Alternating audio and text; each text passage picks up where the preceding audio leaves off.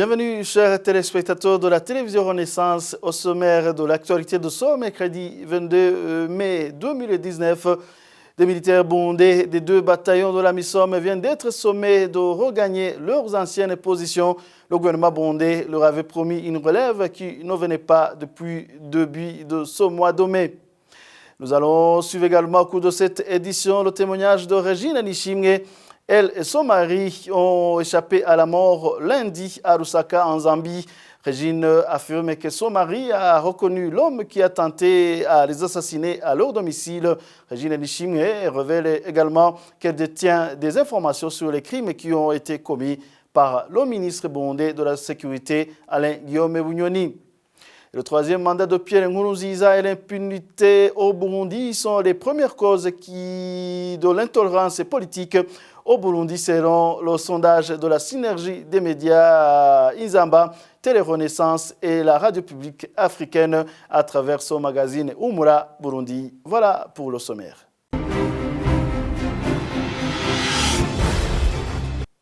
Encore une fois, bienvenue, je vous le disais dans les titres, après la tentative d'assassinat de Régine Nishimwe et son époux lundi 20 mai à Lusaka, la capitale zambienne. Cette dame affirme que son mari a reconnu l'homme qui a tenté à les assassiner à leur domicile. Régine Nishimwe risque sa vie du fait qu'elle détient des informations sur les crimes qui ont été commis par le ministre de la Sécurité, Alain Guillaume Bunyoni.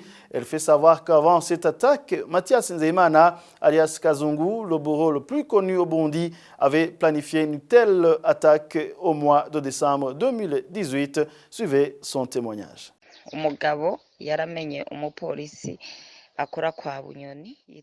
Dans cette attaque, mon mari a pu identifier un des policiers qui gardait la sécurité de Bunyoni. Il s'appelle Jean Dodieu. Dès son irruption dans notre maison, mon mari l'a appelé Jean Dodieu, Jean Dodieu.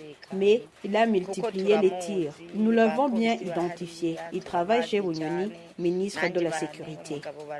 Nous connaissons les policiers qui gardent la famille Bunyoni, car nos familles avaient des relations étroites. Des fois, ils venaient chez nous et nous, vice-versa. Ils venaient aussi de temps en temps me voir au service et on cheminait ensemble au centre de santé de police pour prendre mon mari afin de rentrer à la maison sous escorte des policiers. Bref, nous avons bien identifié Jean Dodieu. Nous avons également reçu des informations qui faisaient état de la présence de Kazungu, le bourreau le plus connu de Bunyoni. Il est venu ici en Zambie avec ma photo. Il a essayé de contacter certains Burundais en leur demandant s'ils me connaissaient, ainsi que mon mari. Des informations en rapport se sont vite multipliées dans les communautés des Burundais, d'où il a retourné au Burundi.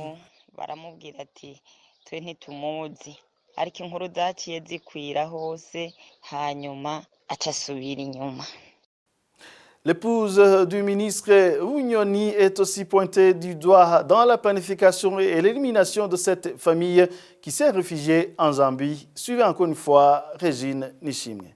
Nous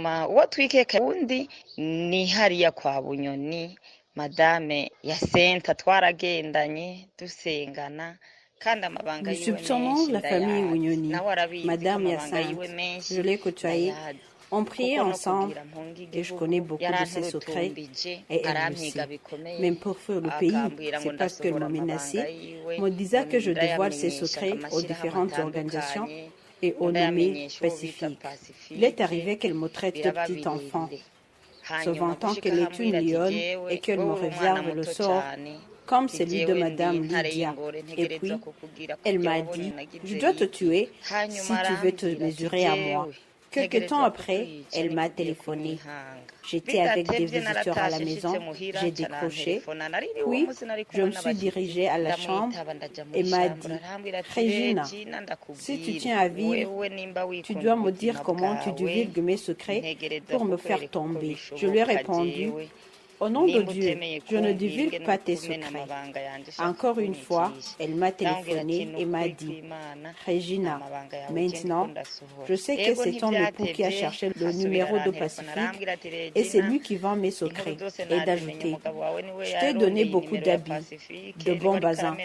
Va vite choisir un dans lequel tu mettras le cerveau de ton mari, car je vais l'exploser la tête en pleine rue et tu enterreras son cerveau. kandi meza tora ibazi imwe uyitegure rero ariyo uzotekeramo ubwonko bw'umugabo.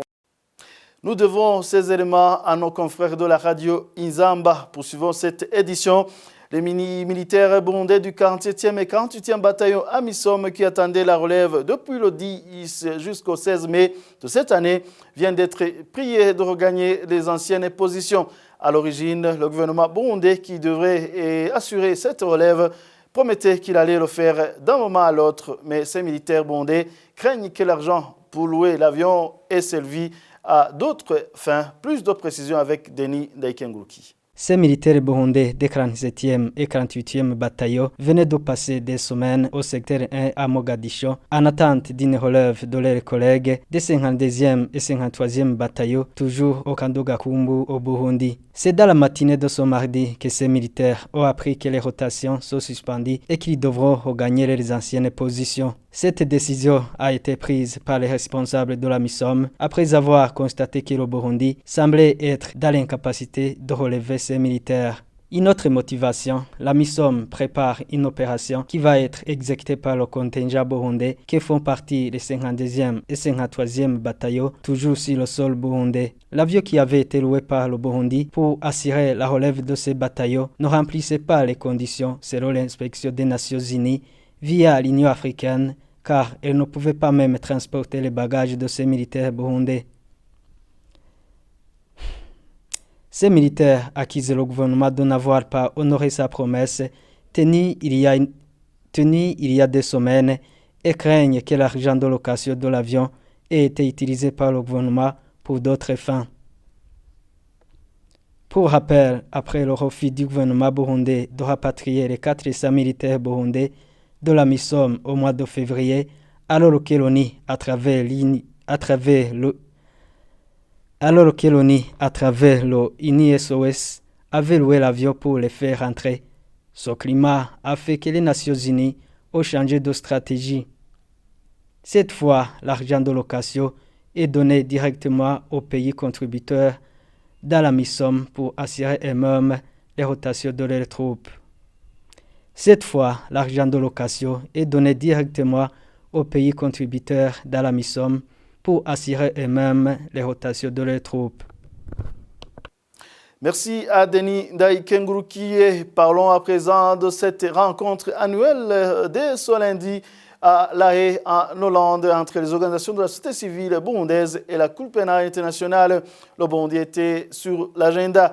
Maître Armel Nyongere, président de l'association ACAT Burundi, revient ici sur les débats de ce mardi. Il représentait toutes les organisations burundaises de la société civile à cette session qui durera 5 jours. La Cour est déterminée, en dépit des obstacles de la complexité de la situation sur le terrain au Burundi, à tout faire pour réussir à poursuivre les auteurs des exactions et autres crimes commis au Burundi depuis 2015 jusqu'à la date de retrait du Burundi. On nous a aussi dit que des documents qui sont traduits en Kirundi pour sensibiliser la population sur le travail de la Cour sont disponibles sur le site. Ils sont en train aussi de produire en vidéo pour apprendre la population burundaise qui sera aussi traduit en Kirundi sur le fonctionnement de la CPI. On nous a dit aussi que la Cour a apprécié à sa juste valeur le travail de la société civile dans la collecte des informations liées aux crimes commis au Burundi. Et donc, on a vu que ce soit le bureau du procureur, que ce bureau est déterminé à poursuivre l'enquête, même s'il rencontre des difficultés, que ce soit au niveau de la coopération de certains pays ou du Burundi même, mais qui va tout faire pour essayer d'arriver à un résultat malgré cette situation un peu complexe. En tant que membre de la société civile, nous avons aussi salué le travail de la Cour ainsi que l'enquête menée par le bureau du procureur de la Cour pénale internationale, mais nous avons souligné la protection des témoins et des victimes parce qu'on a vu qu'il y a des témoins des victimes qui pourraient avoir besoin d'une protection spéciale. Et pour conclure, la société civile burundaise a promis à la Cour pénale internationale de continuer à coopérer et à collaborer dans le combat que nous avons commencé de la lutte contre l'impunité. Le journal poursuit le troisième mandat de Pierre Nkurunziza. L'impunité, le manque de dialogue entre les acteurs politiques et la pauvreté sont les principales causes d'insécurité au Burundi selon le sondage de la synergie des médias Inzamba, Télé-Renaissance et la RPA à travers son magazine Humura Burundi. Ces causes se présentent à des niveaux différents, mais le troisième mandat de Pierre Nkurunziza qui a provoqué une intolérance politique et l'impunité ont eu un pourcentage important par rapport aux autres causes, n'est-ce pas, Révérien Bazikam? La question de la sécurité au Burundi est interprétée différemment. Une partie, certes, des gouvernements semble nier que l'insécurité est une réalité au Burundi. Une partie de l'opposition et d'autres citoyens ordinaires confirment cette insécurité. Ces derniers ont participé au sondage qui avait la seule question thématique. Qu'est-ce qui causait l'insécurité en premier? Le sondage a vu la participation de 578 personnes. Les votes étaient orientés sur 5 choix qui leur avaient été proposés. Le premier vote était sur le troisième mandat de Pierre Nkurunziza comme cause de l'insécurité au Burundi. Ce vote a eu plus de 69% des participants. L'impunité comme deuxième vote a eu plus de 59%. Le manque de dialogue entre acteurs politiques a eu plus de 46% de votes. La pauvreté se classe avec plus de 15% dans ce vote, tandis que les participants ont marqué plus de 10% pour d'autres causes d'insécurité. Plus de 61% des participants vivent à l'étranger, tandis que plus de 38% des votants sont au Burundi. À part les votes, le sondage visait également à savoir les appréciations des uns des autres de la sécurité au Burundi. Plus de 54% la jugent très mauvaise, tandis que plus de 1% la jugent très bonne. Entre 40% et 60% des votants l'apprécient très mauvaise. Mauvaise entre 20 et 40%. Moins de 20% disaient qu'elle est bonne, tandis que moins d'1% la jugeaient très bonne. Les hommes ont participé dans ce sondage à plus de 80% et les femmes à plus de 20%. Parmi ceux-ci, les 55 ans et plus ont participé à plus de 10%. Les 35 ans et plus sont majoritaires jusqu'à près de 50%. Les 18 ans et plus à 40%. Et les moins de 18 ans qui ont participé à moins d'1%. Nous disons merci à Révérien Bazikam avant de clore cette édition. Depuis quelques jours, nous vous rapportons la vie des réfugiés burundais vivant à Gwamagana, c'est au Rwanda voisin. Aujourd'hui, nous nous penchons sur les difficultés qu'éprouvent certains jeunes diplômés qui sont en chômage. Franck Kazé en a rencontré deux. Voici son reportage. La vie n'est pas chose facile chez certains jeunes Burundais réfugiés vivant à Gwamagana. Ils sont touchés par le chômage. La situation est d'autant plus frustrante qu'ils disposent même de diplômes d'études universitaires. 2015, la date du 18 décembre. Depuis ce jour-là, je n'ai pas eu du travail. Je suis au Rwanda depuis 2016. Jusqu'à aujourd'hui, je n'ai aucun travail ici. Le manque de travail les oblige à vivre dépend d'autres personnes disposées à les aider, notamment pour le logement. Ils rencontrent beaucoup de difficultés, je peux dire même. Même si vous rencontrez quelqu'un une famille qui peut vous accueillir, ce n'est pas facile plutôt pour se vivre, puisque tu as besoin de l'argent pour se procurer de certaines choses. De mon âge, on a besoin d'être indépendant, de ne pas dépendre des autres. Certes, ils sont sans emploi, mais les deux jeunes hommes ne restent pas les bras croisés. Quand ils ne sont pas dans les menus travaux familiaux, ils s'occupent utilement tant bien que mal. Je dérive ici. En dehors de ça, j'essaie de chercher d'autres livres afin de s'occuper pour améliorer donc la connaissance. Les deux sont unanimes. La grande distance entre Gwamagana et la capitale constitue pour eux un handicap. Ils disent ne pas avoir les mêmes chances que d'autres jeunes vivant à Kigali. particulièrement sur certaines opportunités qui pourraient leur être utiles. Nous sommes à l'intérieur du pays, mais à Kigali, c'est l'agglomération de beaucoup d'informations qui peuvent être bénéfiques à des jeunes. Il cite nommément certaines institutions qui encadrent les jeunes, dont la Maison Shalom. La Maison Shalom offre beaucoup d'opportunités pour les jeunes. Il y a la formation des couturiers, la formation de cuisine, la formation artistique. Il y a beaucoup de formations qui sont faites, surtout dans la Maison Shalom. Ici à Guamagana, il n'y en a pas. Les informations nous parviennent plus tard, alors que ceux qui habitent à Kigali, ils participent toujours. Leur vœu le plus ardent est d'avoir le même traitement que d'autres jeunes des grandes villes. Ils demandent que les structures qui assistent les réfugiés prennent les dispositions nécessaires pour leur faire parvenir les informations à temps. Merci également à Franck Kaz, c'est sur ce reportage que nous mettons en point final cette édition. Merci à vous tous d'avoir tenu compagnie. Merci également à toute l'équipe de la réalisation. À la prochaine.